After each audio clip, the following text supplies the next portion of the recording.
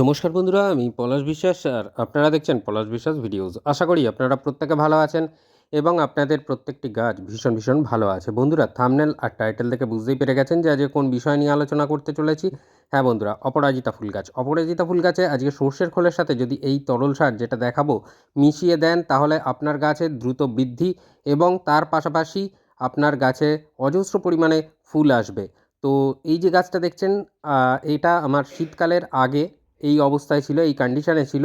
তো তারপরে আমরা সবাই জানি শীতের সময় ডরমেন্সি পিরিয়ড কভার করে এই অপরাজিতা গাছ। তো আবার ধীরে ধীরে কীভাবে এই গাছকে আবার সুন্দর করে তুলব এবং প্রচুর পরিমাণে ফুল আমরা অপরাজিতা থেকে পাবো, আজকে কিন্তু সেই টিপসটাই দিয়ে যাচ্ছি।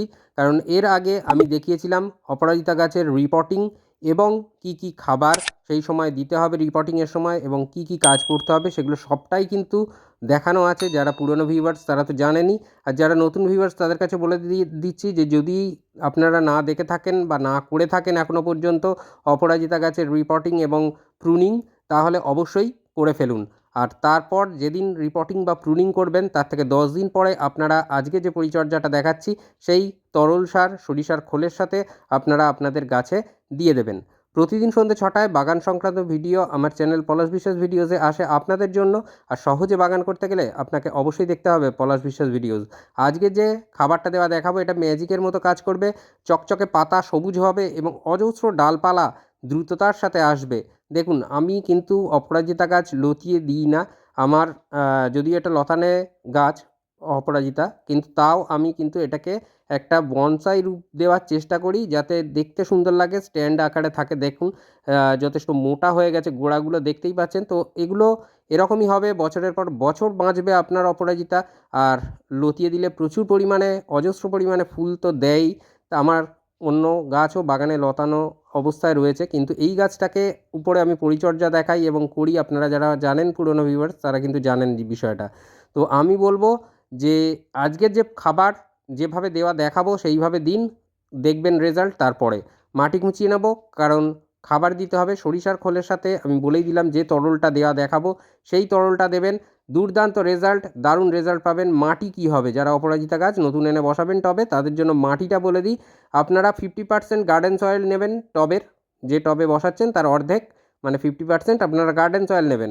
40% নেবেন কম্পোস্ট, যে কোনো কম্পোস্ট, সেটা ভার্মি কম্পোস্ট হতে পারে, 1 বছরের পুরনো গোবর সার হতে পারে, যে কোনো কম্পোস্ট 40%। তাহলে 50% মাটি, 40% কম্পোস্ট, 90% হয়ে গেল একটা টবের। 10% যেটা ফাঁকা পড়ে থাকবে সেটা বালি, মানে বিল্ডিং কনস্ট্রাকশনে ব্যবহার করা হয় যে লাল মোটা দানার বালি, বার 3-4 ধুয়ে নিয়ে এই মাটি বালি কম্পোস্ট মিশিয়ে আপনারা কিন্তু টবের মাটিতে গাছটা প্রতিস্থাপন করে ফেলবেন। দেখবেন দুর্দান্ত রেজাল্ট আপনারা পাচ্ছেন। একটা টবে গাছ করতে গেলে মাটি তৈরি করাটা সবচেয়ে বড় গুরুত্বপূর্ণ ভূমিকা পালন করে গাছের ক্ষেত্রে। তো দেখুন রিং করে নিয়েছি। আর এই যে সরিষার খোল 2 টেবিল চামচ নিয়েছি 10 ইঞ্চি টবের জন্য। এটাকে আপনারা দোকান থেকে কিনে এনেই দিয়ে দেবেন না। গুঁড়ো সরিষার খোল অন্তত 1 সপ্তাহ থেকে আপনারা 10 দিন রোদ্রে, টানা রোদ্রে শুকিয়ে নেবেন। তাহলে যে ঝাঁঝটা সরিষা খোলের সেটা নষ্ট হয়ে যাবে এবং ফাঙ্গাস লাগার সম্ভাবনাও থাকবে না, গাছের শিকড়ের কোনো ক্ষতি হওয়ারও সম্ভাবনা থাকবে না এই সরিষার খোলের গুঁড়ো যদি ডিরেক্ট এরম মাটিতে দেন। আর এটা দিতে পারলে কিন্তু দারুণ রেজাল্ট পাবেন। সরিষার খোল পচা জল তো অবশ্যই দিতে হবে, কিন্তু এই সরিষার খোলের গুঁড়ো যদি আপনারা দিতে পারেন নিজেরাই বুঝতে পারবেন ম্যাজিক কীরকমভাবে ঘটছে।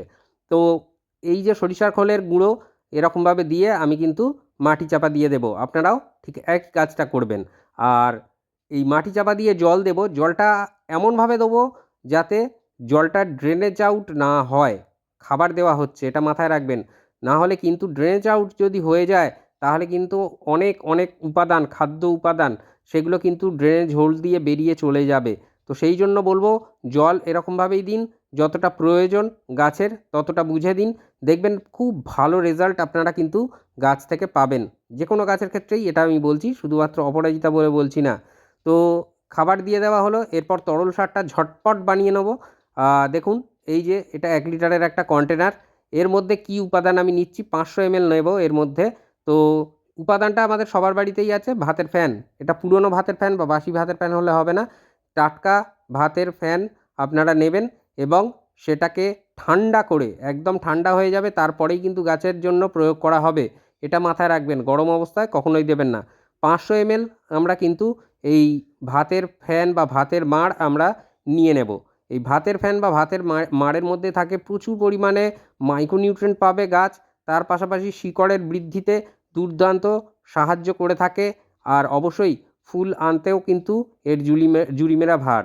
তো সেই জন্য দেখুন 500 ml আমি নিয়ে নিয়েছি 1 লিটারের কন্টেনারের অর্ধেক।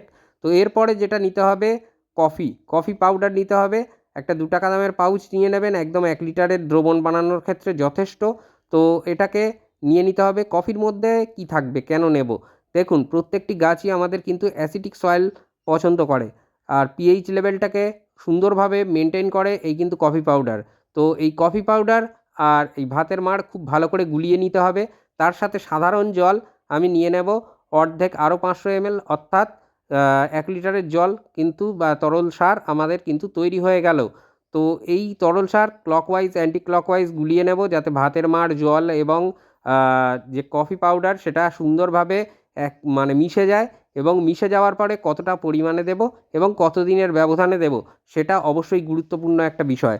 এই যে কফির পাউডার দেওয়া হলো, এর মধ্যে ক্যাফাইন আছে আমরা প্রত্যেকে জানি। এটা কিন্তু মাটিটাকে অম্ল করতে সাহায্য করবে, আর অম্ল মাটি, অম্ল মৃত্তিকা কিন্তু প্রায় বেশিরভাগ ফুল গাছ, ফল গাছ, সবজি গাছই পছন্দ করে। তাই বলবো যে এই তরলটা বানিয়ে ফেলুন। বানিয়ে ফেলে এরপরে অবশ্যই প্রশ্ন আসবে যে এই তরলটা কেবলমাত্র কি অপরাজিতা গাছে দিতে পারবো, অন্য গাছে দেওয়া যাবে না? হ্যাঁ, দিতে পারেন। সেটা যে গাছ রিপোর্ট করেছেন, যে গাছ প্রুনিং করেছেন, গ্রীষ্মের গাছ, সেই গাছ দিতে পারবেন সেই গাছে। কিন্তু ক্যাকটাস বা স্যাকুল্যান্ট প্রজাতির গাছগুলোতে দেওয়া যাবে না। ওইগুলোকে বাদ দিয়ে, মানে অ্যাডেনিয়ামও তার মধ্যে পড়ছে স্যাকুল্যান্ট প্রজাতির মধ্যে, তো সেগুলোকে দেবেন না, বাদবাকি সব গাছে দেওয়া যাবে। তো এই দেখুন এরকম, এটা অনুষ্ঠান বাড়িতে জল খাওয়া হয় যে গ্লাস দেওয়া হয়, মোটামুটি 200 ml এর মতন জল এতে ধরে, 200 থেকে 250। তো এই রকম 2 গ্লাস আমরা 10 ইঞ্চি টবের জন্য প্রদান করে দেবো। ঠিক যেখান দিয়ে সরিষার খোলটা দিয়েছি ঠিক তার উপর দিয়ে আমরা এই তরল দিয়ে দেব। আর এটা দিতে হবে সূর্যের আলোর মধ্যে, এই খাবারটা দিতে হবে। এটা কখনোই বিকেলের দিকে বা সন্ধ্যের দিকে এরকম টাইমে দেবেন না। এটা সকাল থেকে আপনারা 10টার মধ্যে দিয়ে দেওয়ার চেষ্টা করবেন, তাহলে খুব ভালো রেজাল্ট পাবেন। সবচেয়ে ভালো হয় যদি ভোরবেলা উঠতে পারেন। ছুটির দিনটাকে বেছে নেবেন, কর্মব্যস্ততার জীবন আমাদের সবারই, তাই ছুটির দিনটাকে বেছে নিয়ে গাছের পরিচর্যাটায় লেগে পড়বেন। তো এইভাবে 2 গ্লাস অর্থাৎ 400 ml জল, তরল সার আমরা কিন্তু দিয়ে দেব। এটা আবার রিপিট করতে হবে। কতদিনের অন্তর রিপিট করব এটাকে? আমরা 10 দিন অন্তর রিপিট করব। আর এই মার্চ মাস জুড়ে আমরা এই অপরাজিতা গাছে এই তরলটা দিয়ে যাব। তাহলে দেখবেন দুর্দান্ত রেজাল্ট পাবেন। আর অবশ্যই তার মাঝে মাঝে সপ্তাহে একবার করে সরিষার খোল পচা জল দিতে পারেন, এটা নিয়ে কোনো সমস্যা হবে না। তো দেখুন নতুন নতুন কুশি, নতুন নতুন ডাল কিন্তু ছাড়ছে প্রত্যেকটা গাঁট থেকে। তো আশা করি আপনাদের গাছগুলোও ঠিক এইভাবেই বেড়ে উঠবে সুন্দরভাবে। রেজাল্ট আপনারা কিন্তু আপনাদের অপরাজিতা থেকে পেয়ে যাবেন। এই নীলকণ্ঠ বা অপরাজিতা ফুল কিন্তু প্রত্যেকটা ছাদ বাগানেই রাখা উচিত, এবং সুন্দরভাবে ফুল দেয়। এর রং বিশেষ করে আমাকে ভীষণ আকৃষ্ট করে, বিশেষত এই যে নীল যে রংটা সেটা। আর এরপরে যেদিন এই তরল দিলেন তার ঠিক 2 দিন বাদে গাছের পাতায় একটা ভিটামিন বা মাইক্রোনিউট্রিয়েন্ট গাছের পাতায় স্প্রে করে দেবেন।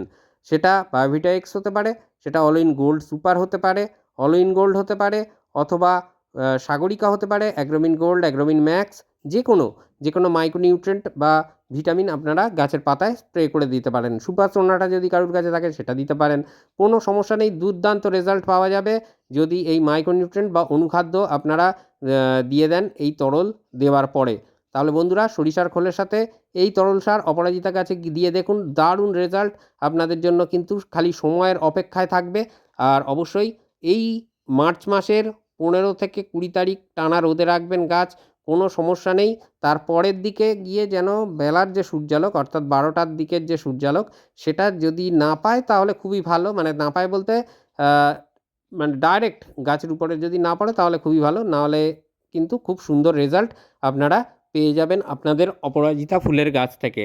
তো বন্ধুরা প্রচুর পরিমাণে শেয়ার করার অনুরোধ রইল, যাতে সহজে বাগান করতে পারে সবাই, সুন্দরভাবে বাগান করতে পারে সেই জন্য। আর এইরকমভাবে গাঁটে গাঁটে থোকা থোকা অপরাজিতা ফোটা কেবলমাত্র সময়ের অপেক্ষা। যে পরিচর্যাগুলো দেখাচ্ছি ঝটপট সেই পরিচর্যাগুলো সেই একইভাবে করতে থাকুন, আপনারা অপরাজিতা হবে সেরা। তো বন্ধুরা আজকের মতো এ পর্যন্তই, আবার আসছি আগামীকাল ঠিক সন্ধ্যে ৬টায় নতুন কোনো গাছের পরিচর্যা বিষয়ক ভিডিও নিয়ে। ততক্ষণ সকলে সুস্থ থাকুন, ভালো থাকুন, প্রচুর পরিমাণে গাছ লাগানোর পাশাপাশি দেখতে থাকুন পলাশ বিশ্বাস ভিডিওস। মন থাক চিরসবুজ, পৃথিবী হোক সবুজময়, এই বলে আজকে এখানেই সমাপ্ত করছি। হ্যাপি গার্ডেনিং বন্ধুরা, আবার আসছি আগামীকাল ঠিক সন্ধ্যে ৬টায়। নমস্কার।